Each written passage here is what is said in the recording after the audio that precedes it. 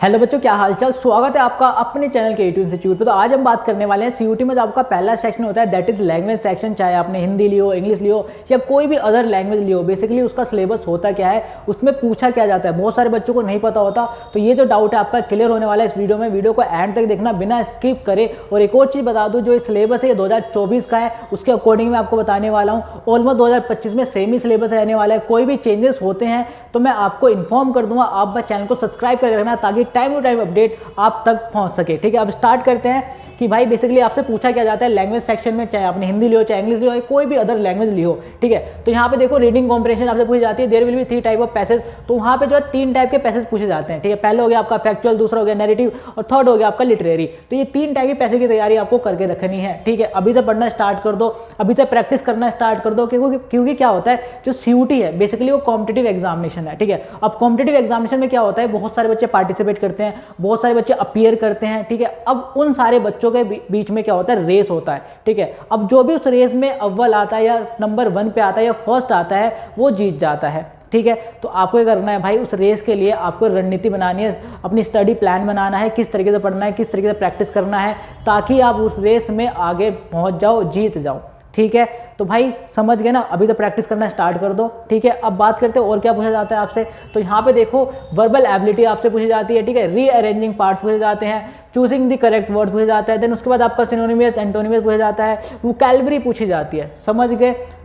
For example देखो, मैंने यहाँ पे एग्जाम्पल के लिए भी निकाल रखा है। ठीक है, तो यहाँ पे देख सकते हो vocabulary question, you are asked to choose the correct meaning of a word और इट अपोजिट। ठीक है, बेसिकली क्या होगा कि आपको जो एक सेंटेंस दे दिया जाएगा। ठीक है, उसमें बेसिकली आपको क्या पूछ लिया जाएगा कि भाई अपोजिट वर्ड पूछ लिया जाएगा, यानी एंटोनिमस पूछा जाएगा। ठीक है, और सिनोनिमस पूछ लिया जाएगा। अब देखो यहाँ पे एग्जांपल दे रखा है कि what is the synonymous of the word happy. ठीक है, अब हैप्पी का जो है सिनोनिमस यानी पर्यायवाची शब्द, यानी जो उससे सिमिलर हो, जो उसको मैच करता हो, तो हम क्या कह सकते हैं हैप्पी का, जॉयफुल। ठीक है, क्यों, एंग्री नहीं हो सकता, बोर्ड नहीं हो सकता और आपका सैड नहीं हो सकता, तो क्या होगा, जॉयफुल होगा। देन उसके बाद what is the antonymous word of hot. ठीक है, हॉट का एंटोनिमस वर्ड क्या है, यानी विलोम शब्द क्या है, यानी उसका विपरीत क्या है, उसका अलग क्या है, उसके अपोजिट क्या है, तो क्या होगा, हॉट का कोल्ड। ठीक है, वार्म नहीं होगा, सनी नहीं होगा, ब्राइट नहीं होगा, क्या होगा, कोल्ड होगा। ठीक है, गर्म का ठंडा।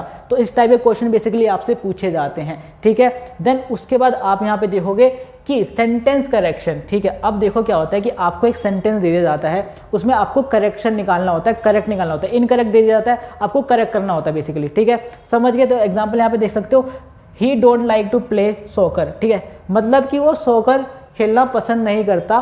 तो यहाँ पे आप देख सकते हो ही के साथ कभी भी डोंट नहीं आता। ठीक है, तो ही के साथ क्या आएगा, डजंट आएगा, डज नॉट आएगा।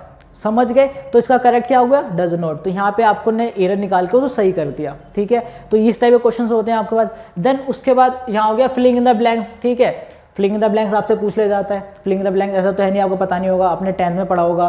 ठीक है, मतलब फर्स्ट से लेकर 10th तक की क्लास तो आप पढ़ते ही आ रहे हो इंग्लिश वाली, उसमें हर किसी में फिलिंग इन द ब्लैंक पूछा जाता है। ठीक है, समझ गए। देन उसके बाद आपका आता है सेंटेंस रीअरेंजमेंट, यानी पारा जंबल।